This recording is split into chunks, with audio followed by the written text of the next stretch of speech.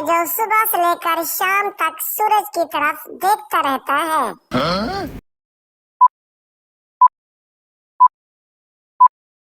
जवाब है सूरजमुखी का फूल।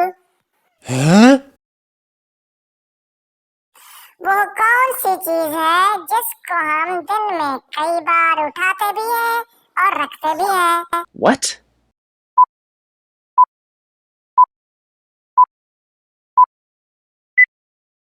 जवाब है कदम।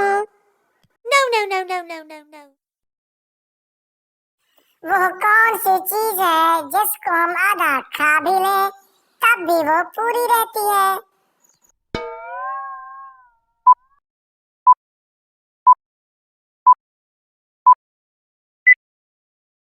जवाब है हलवा पूरी।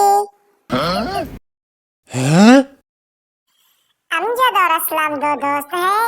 एक दिन अमजद की मुर्गी ने असलम के घर जाकर अंडा दे दिया।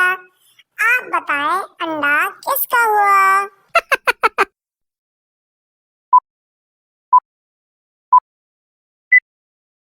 जवाब है अंडा मुर्गी का हुआ, चाहे जहां जाकर भी दे दे। No, no, no, no, no, no, no. वो क्या है जो बीवी ले तो शौहर परेशान, अगर शौहर ले तो बीवी परेशान?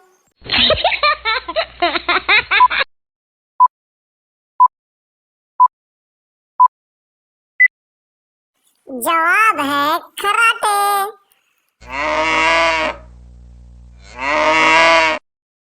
वो कौन सा फल है जो हम खरीद नहीं सकते?